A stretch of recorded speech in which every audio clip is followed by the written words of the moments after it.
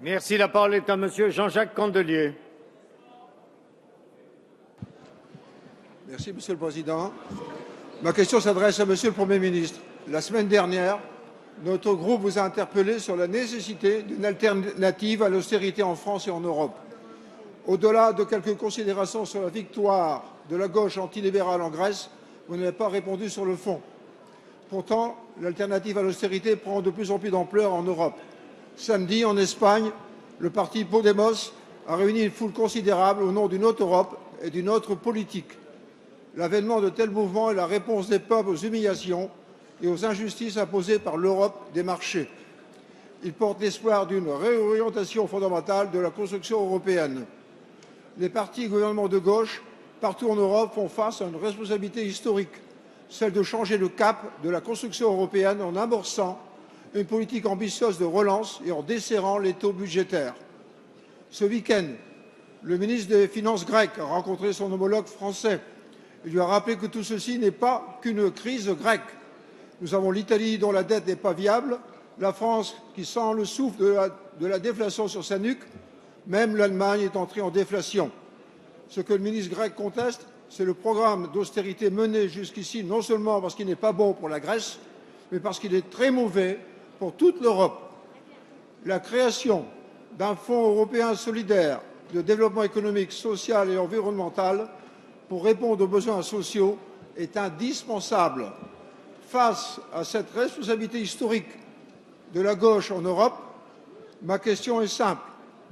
Allez-vous vous contenter de vous poser en arbitre entre l'intransigeance d'Angela Merkel et les mouvements de solidarité qui prennent de l'ampleur dans le sud de l'Europe, ou bien allez-vous saisir l'opportunité de construire une autre Europe en soutenant publiquement la démarche du gouvernement grec? Merci, Monsieur le Président. La parole est à Monsieur Michel Sapin, ministre des Finances et des Comptes publics.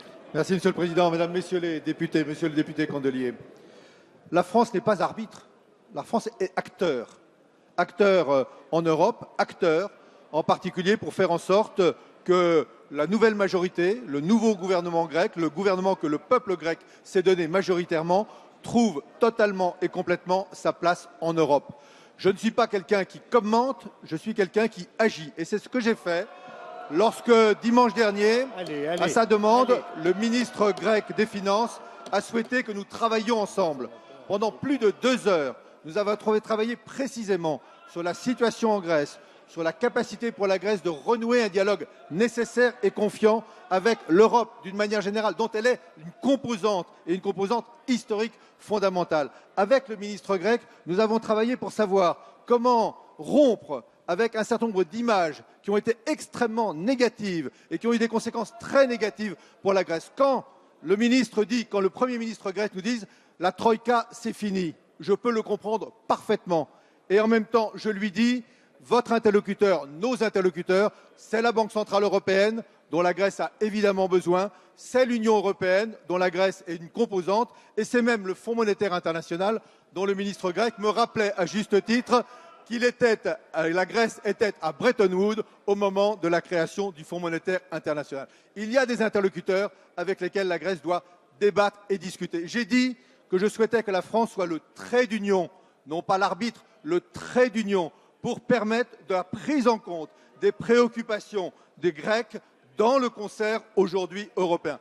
Par le dialogue, en construisant, en mettant en place un nouveau programme, évidemment qui tient compte du programme qui a été celui de ceux qui ont gagné ces élections. On ne va pas faire l'inverse de ce qu'eux-mêmes ont promis. Nous les accompagnerons, nous sommes amicaux, nous sommes efficaces et nous avons la volonté que la Grèce réussisse dans une Europe